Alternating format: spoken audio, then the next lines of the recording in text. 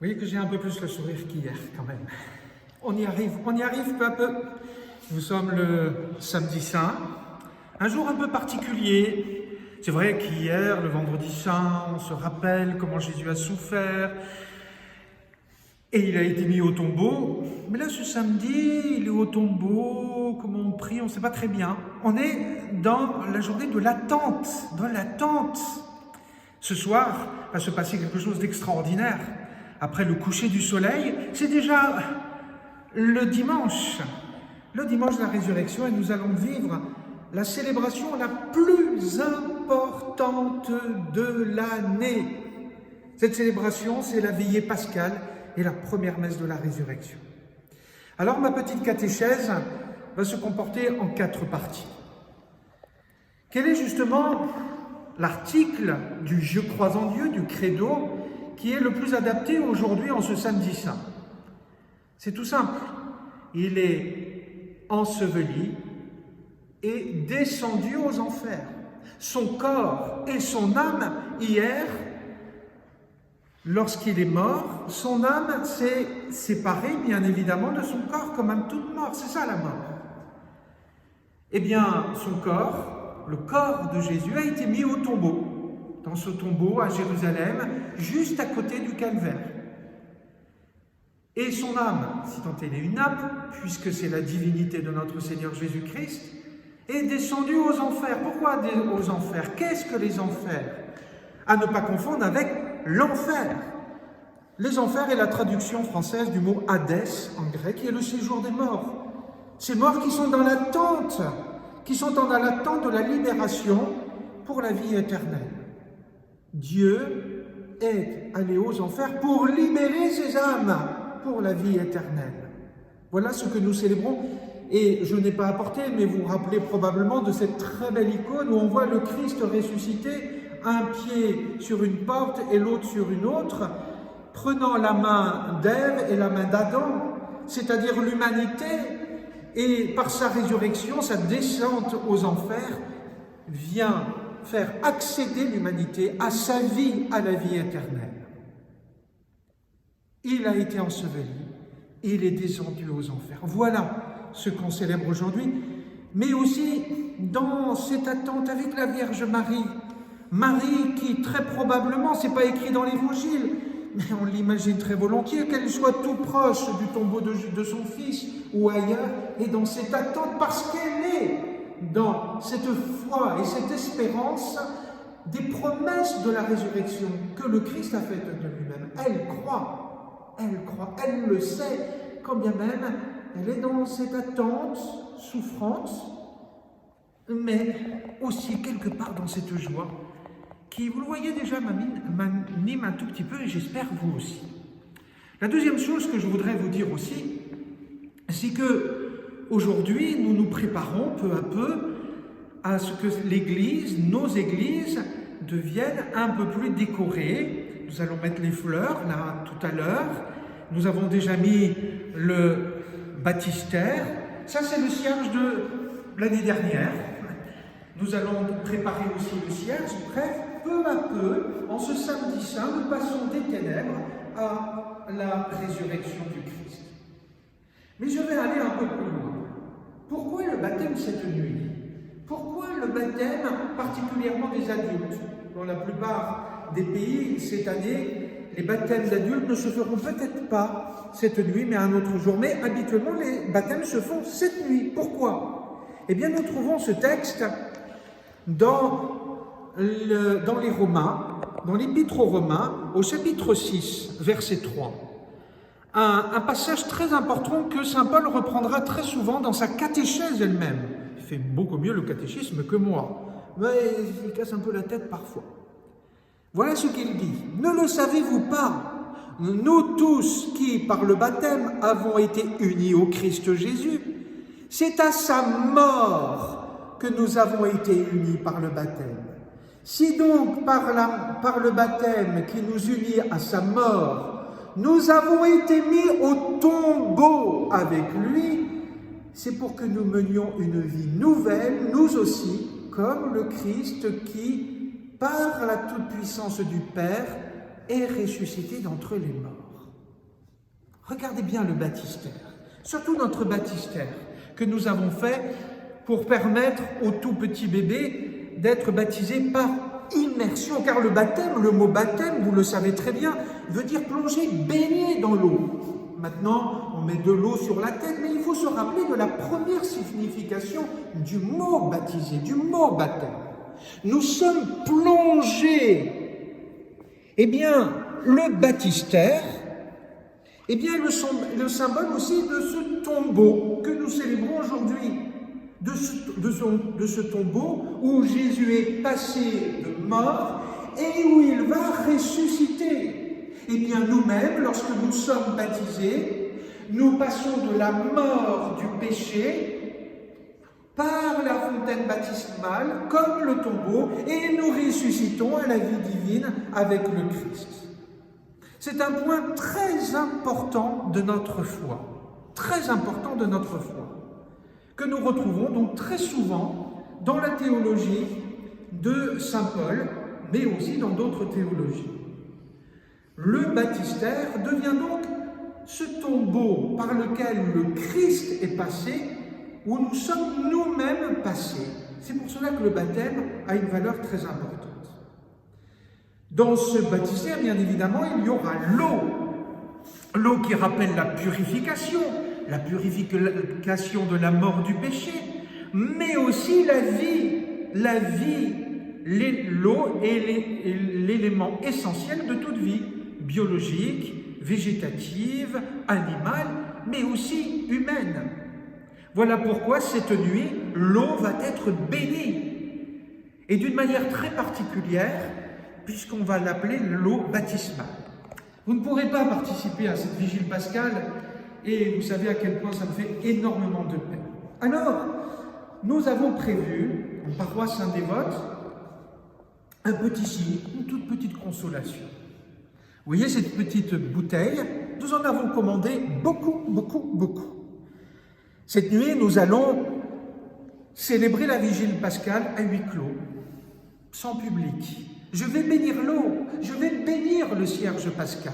Nous allons y revenir tout à l'heure. Mais avec cette petite fiole, nous allons remplir avec l'eau du baptême, et à partir du dimanche de la résurrection, vous pourrez venir librement prendre ces petites bouteilles avec l'eau qui rappelle le baptême. Évidemment, vous qui êtes confinés, vous ne pourrez pas venir, évidemment. Mais ne vous inquiétez pas. Après le confinement, nous aurons toujours ces petites bouteilles. Et je vous conseille même de ne pas venir avant la fin du confinement pour que vous puissiez prendre en toute sécurité ces petites bouteilles avec l'eau baptismale pour faire le lien, justement, entre Pâques et vous. L'eau est donc le symbole de la mort dans la purification, la mort du péché, comme la fontaine baptismale, comme le tombeau, et ressuscite comme l'eau est l'élément de la vie. Et il y a un autre élément très important de la vigile pascale, c'est le cierge pascal. Le cierge pascal qui représente lui-même le Christ. Le Christ mort et ressuscité, car la lumière, le feu est comme l'eau, le symbole de la mort, supprime, consume, mais aussi symbole de la vie qui éclaire toute âme. Et le baptême, particulièrement chez nos frères orthodoxes et byzantins, le baptême s'appelle surtout l'illumination de l'âme. Lorsque nous sommes baptisés, nous recevons Dieu qui est la lumière. Et c'est pour cela que lui, Jésus, qui dit « Je suis la lumière du monde », illumine nos âmes et il nous dit à nous, chrétiens, « Vous êtes la lumière du monde ». Regardez bien ce cierge pascal. Nous y avons mis des symboles. D'abord, la croix.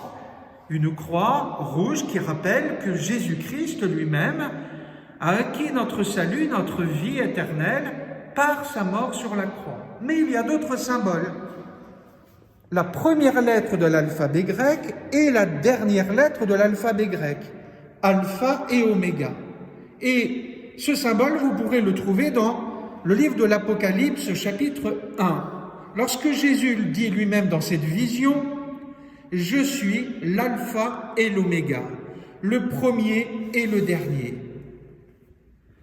Car Jésus est le Fils de Dieu. Et en tant que Dieu, il est éternel. Il a toujours été, il sera toujours, et il est vraiment présent maintenant.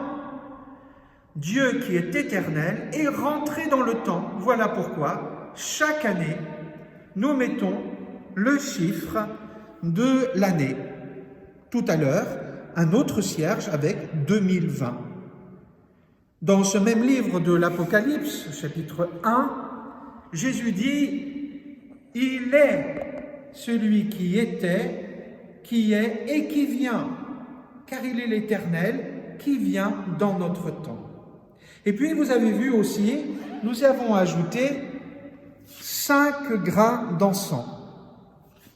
Ces 5 grains d'encens qui, comme vous l'avez très probablement deviné, rappellent les 5 plaies du Christ sur la croix. 5 plaies du Christ sur la croix, mais pas que sur la croix.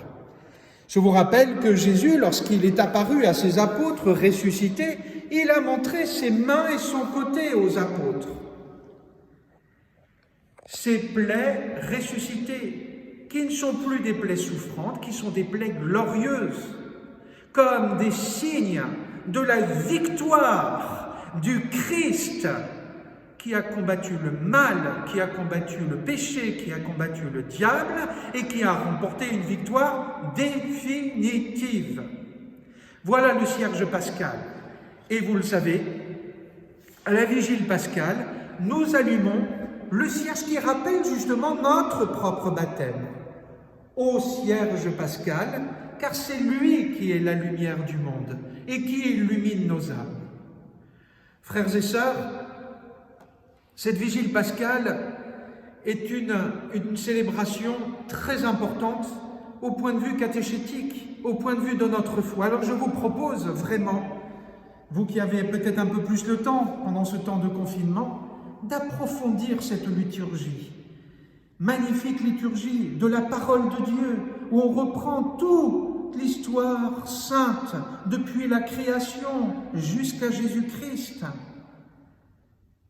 De reprendre aussi cette compréhension des signes que nous venons de voir, l'eau, le baptistère qui rappelle le tombeau du Christ, passé de la mort à la vie, le cierge pascal avec la lumière, et puis aussi la résurrection du Christ à travers l'Eucharistie. Car si l'Eucharistie est le rappel du sacrifice du Christ sur la croix, il s'agit avant tout du Christ ressuscité. Il est bien vivant, ressuscité d'entre les morts, comme il nous l'a promis avant de monter au ciel. Je suis avec vous tous les jours jusqu'à la fin du monde. Eh bien, il est réellement vivant, présent, ressuscité à chaque fois qu'il vient à travers le pain et le vin eucharistique, son corps et son sang. Non pas un corps mort, non pas du sang qui coule d'un cadavre, non, c'est bien le Christ réel, vivant, ressuscité, qui s'offre à nous à chaque fois que nous célébrons l'Eucharistie. C'est ce que nous allons célébrer ce soir. Et puis, je vous rappelle aussi que Jésus nous donne des signes, ces signes sacramentels, tous ces signes, le cierge pascal, l'eau, le baptistère, l'Eucharistie, qui est le signe par excellence, mais il nous donne plein de signes dans la vie. Et entre autres, il nous donne ce signe du Saint-Suaire. Ce signe du Saint-Suaire qui, certes, est un rappel de la mort du Christ, car nous y voyons, bien évidemment, les traces de sa souffrance, mais aussi et surtout le signe de sa résurrection, car nous n'avons pas retrouvé son corps. C'est le dernier symbole terrestre de la résurrection du Christ, de la vie parmi nous. Alors je vous invite, et si vous n'avez pas vu cette vidéo avant 17h, eh bien de regarder à 17h sur les médias, ce samedi saint, l'ostension du Saint-Suaire, à Turin avec la prière de l'archevêque de Turin. Un moment fort que nous allons vivre ensemble, encouragés par notre pape François, pour nous rappeler à travers ce linge, à travers les traces, les signes, les marques du Christ sur ce linge, qu'il est mort, qu'il a souffert, oui, mais surtout qu'il est ressuscité, qu'il est bien vivant. Et si ce linge est comme une photographie du Christ, c'est l'image de notre Seigneur Jésus-Christ. Mais sa présence réelle, vivante, nous l'avons dans les sacrements de baptême, dans le sacrement de la réconciliation, par lequel nous recevons Jésus lui-même en personne, à travers le prêtre qui nous dit « Et moi, au nom du Père et du Fils et du Saint-Esprit, je te pardonne tous tes péchés. » Comme pour le baptême, Jean-Christophe, Claudio, je te baptise au nom du Père et du Fils et du Saint-Esprit. C'est Jésus lui-même, présent, ressuscité, vivant, qui vient parmi nous. Il est là, Jésus. Et même si vous ne pouvez pas recevoir ces sacrements pendant cette fête de Pâques, il est là, Jésus, ressuscité, là où vous êtes, dans votre âme, dans votre cœur. Et rappelez-vous cette phrase. Lorsque vous êtes réunis au moins 2 ou 3 mon nom, je suis là, présent au milieu de vous. Alors, je vous souhaite un bon samedi saint, mais surtout, dans la joie de cette attente du Christ ressuscité, une très belle fête de Pâques.